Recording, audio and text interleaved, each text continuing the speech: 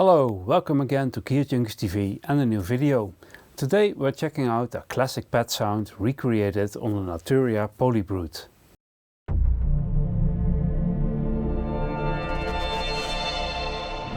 The Roland Jupiter 8 is probably one of the most legendary polyphonic synthesizers, and it was used in many music productions in the 1980s. Today it is a very delicate machine with its old components and heavy construction.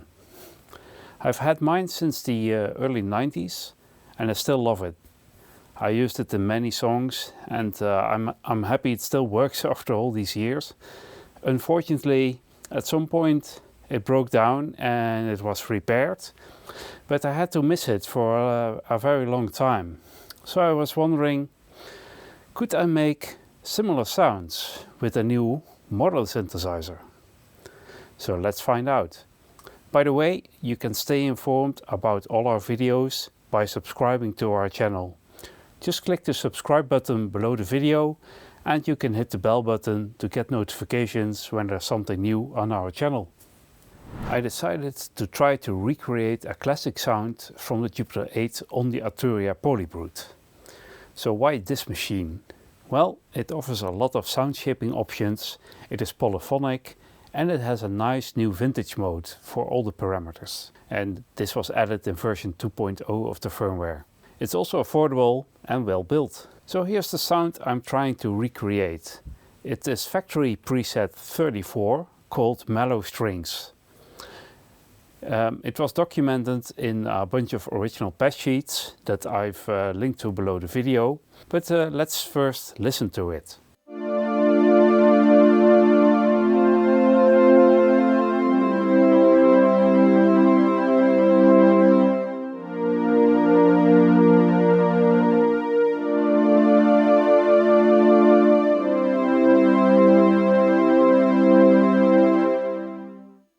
As you can hear, there's something haunting in this sound. It is very warm and it has almost a chorus-like feel to it.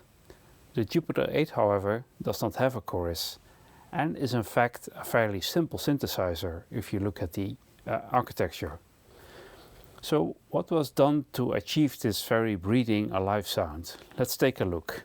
I've recreated the patch on the front panel using the original patch sheet. And when we look first at the oscillators, we can see that they're both set to a variable pulse. And then they are equally going through the mixer. And then they are run through the VCF, which is in 12 dB per octave mode.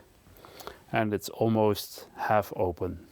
There's a little key following when you play the higher notes.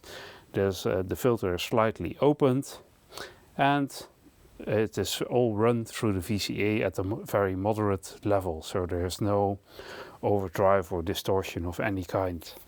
Then if we look at the envelopes, we can see that envelope 1 is not used at all. Envelope 2 is hardwired to the amplitude and it is set to quite a long attack, moderate decay, moderate sustain, and then there's a slightly longer release, which gives it all a pad-like feel, of course. So what makes the sound so special? I think it's two things. There's actually two types of modulation going on here. The first one is over here there's a frequency modulation slightly applied from the envelope to both the oscillators, so they have a slight pitch wobble when you play them. And there's also here the pulse width modulation coming from the LFO applied to both oscillators as well. So the pulse width also varies over time in the same rate as set by the LFO as the pitch. Let's play a few notes to see what happens when you sustain them.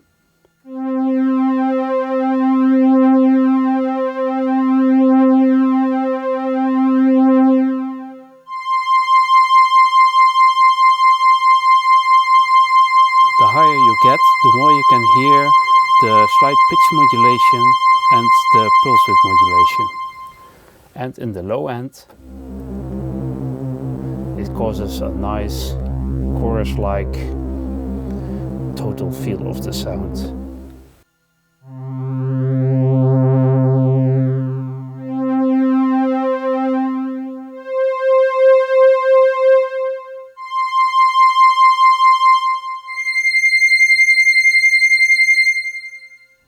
So here we have the Polybrute.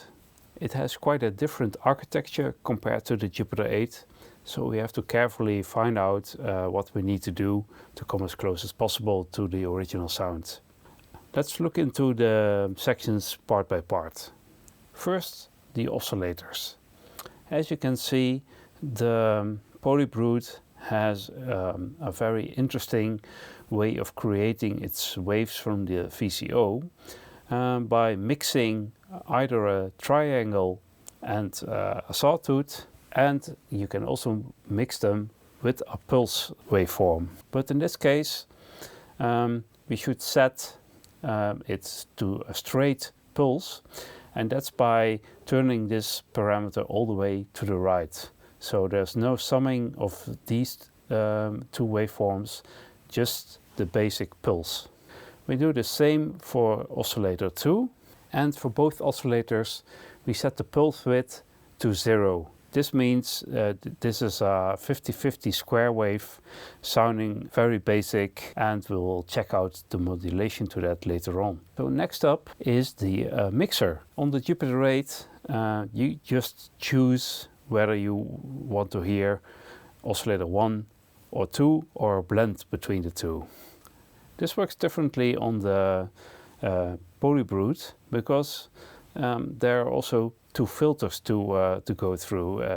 So what they have done is they have created separate mixers for both VCOs, and you can choose here as well to which filter they go. In this case, this light is on, so they are run through the Steiner filter. By putting them at slightly equal values in the mixer, we can hear both oscillators at the same time. Let me just let you listen to the first oscillator.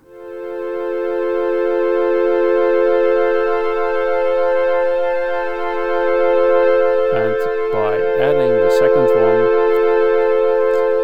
we can sort of create a slightly timbral difference in the total mix. So I'll leave it here for the moment. And we'll take a look at the filter. Now on the Jupiter 8 it was set to 12 dB, and the only filter that has this mode on the Polybrute is the Steiner filter, because the latter filter is a 24 dB filter. I tried both and I ended up using the Steiner filter in its most basic setting. So the level is at 3/4. It goes straight to the VCA from here. It's set to low pass. Cutoff is somewhere at slightly over half, because there's also a master cutoff applied to it. And resonance set to 0. There's no brute factor, so no distortion, no overdrive, just a clean low pass filter. As on the Jupiter 8, I've added some key tracking. Now I've also tried to run it through the ladder filter, and there seems to be not that much difference, except in the really low range of the notes and the high range of the notes. So we can take a listen. This is how it sounds when it's run through the Steiner filter. And through the ladder filter.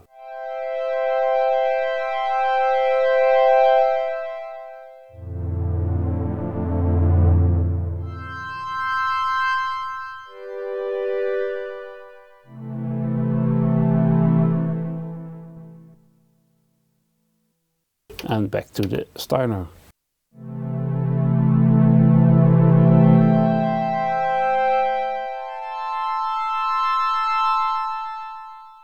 So I leave it at the Steiner filter because I think it is closer to the original. Let's take a look at the envelope.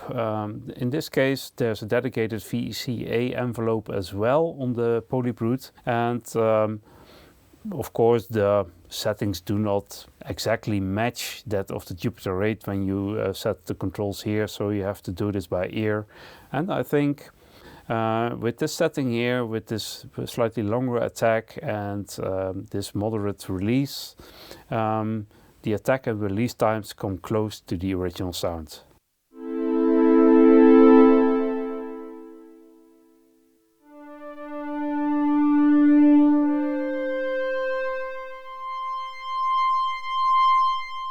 What else is there? Of course, we do not need the VCF envelope, so I've set the envelope amount to 0. In this case, this is in the middle position because you can also set it to negative on the Polybrute, but it's not used at all in this case. The LFO, which is what makes this sound what it is on the Jupiter 8, there are 3 LFOs on the Polybrute. We have to use only one. And I've set it to a sine wave, and I've set the rate close to what it is on the Jupiter 8. You cannot really do it exactly, and you have to do it by ear, but I think this is the closest I could get. Again, it's set to a sine wave, and there's no sync, and it's set to mono, which means the voices each get their own LFO, so we should get closer to how the Jupiter 8 does it. But of course we have to apply the LFO to something, and that's where the modulation matrix comes in. So if you press the mods button, you can see here what is on the left. That is going to be the source, and on the right you can see the destinations, and they are represented here in the display. By default, there's not many of them, but I've added the ones that we need for this patch. So there's pitch VCO1 and pitch VCO2. I've set them as separate modulation destinations here, so you can set different modulation strengths to each of the oscillators, which gives I think a more classic analog sound. And I've done the same with the pulse width modulation for VCO1 and VCO2, and they have been set to destination 4, 5, 6 and 7. So in this case LFO1 goes to destination 4, 5, 6 and 7, and if I press the button I can see it's set to 0.2 semitones for VCO1. I've set it to 18% for pulse width modulation of VCO2, also 18% for pulse width modulation of VCO1, and then we have again 2 semitones for pitch VCO2. So when I started, I thought it would be handy to address them separately, but turned out that once I started experimenting in how the sound actually sounds, it turned out the same values were the best match. But no problem. Let's listen to some sounds here in the higher range and see what happens when, for instance, we change the pitch modulation of VCO2.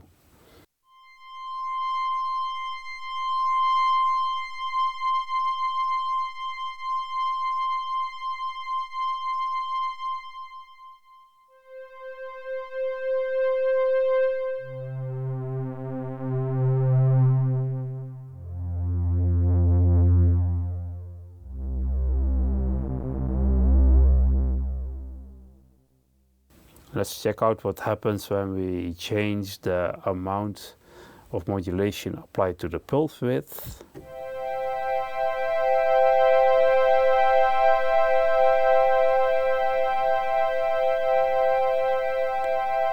I think it was almost right in the first place, but let's try it on the other VCO.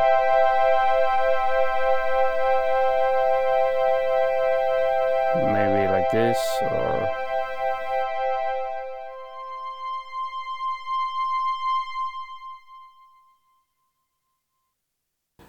this is what we get when we apply all these settings.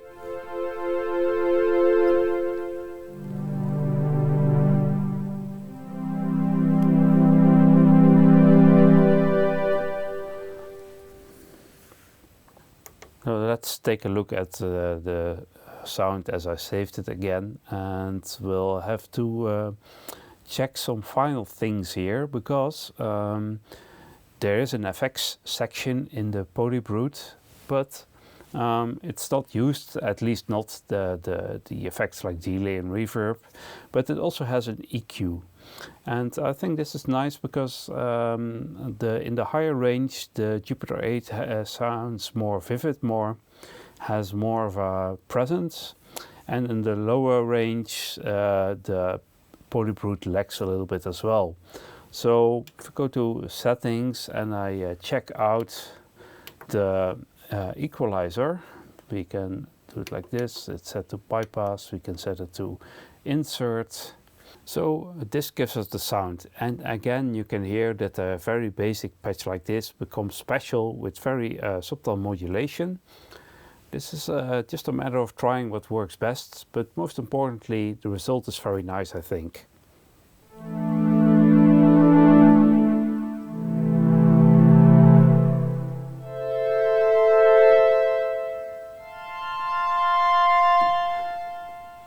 So to finalize the sound, I checked the EQ settings and set them to hi-fi loudness. This is part of the effects section of the Polybrute, and it can be found here under settings in the out section, and then you can check out the EQ presets. So in bypass it sounds like this.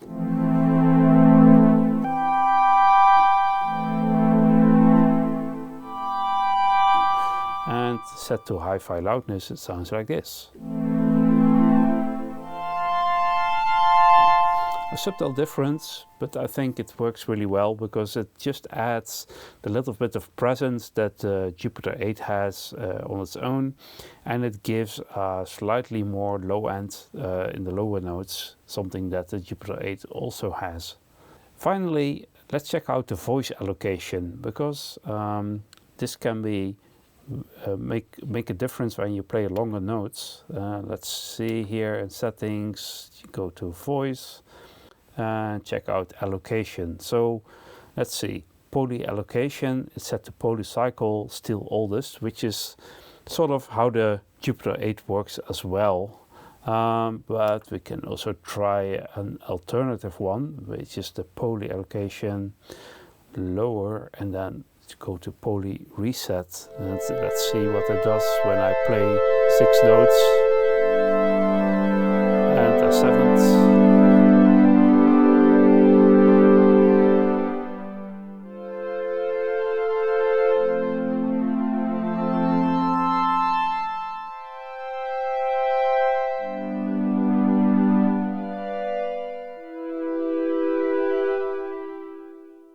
Very nice. I think we'll leave it at this.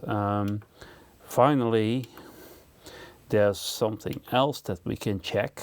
As I mentioned before in the video, there's a new mode in firmware 2.0 of the Polybrute, and it has to do with how the voices are sound as opposed to an old analog synthesizer. It's called analog accuracy and can be found under VCO. I've set it currently to mild for pitch and mild for others. Let's switch it off and see what we can hear.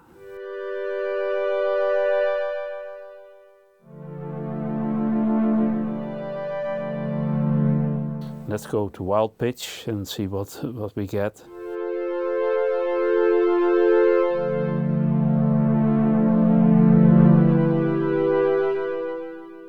Well, you cannot always hear it, especially not with these longer notes, so I'll just set it to mild, and I'll do the same back with the others, and then we have the final result.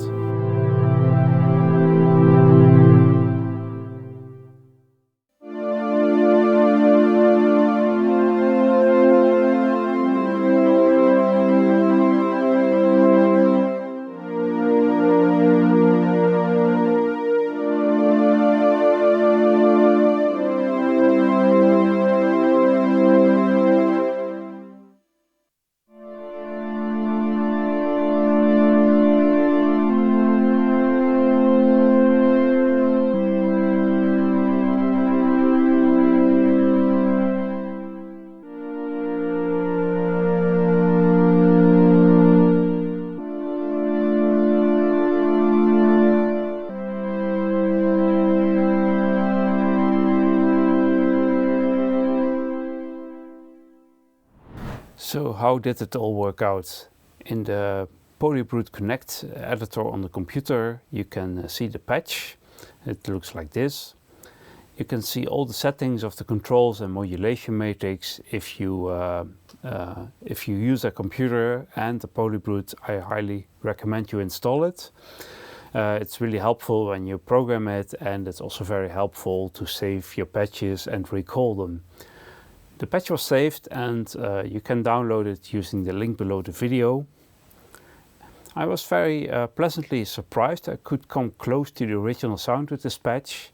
It has the same haunting, chorusy, alive sound, I think, and of course you can take this a lot further if you want to play around with the filter or the effects, or start using the morphing functions of the Polybrute. But that's for another day. Well, thank you for watching. Did you like this video? Then please give us a thumbs up below the video. And do you want to see more of our videos? Then please subscribe to our channel, and we'll see you next time.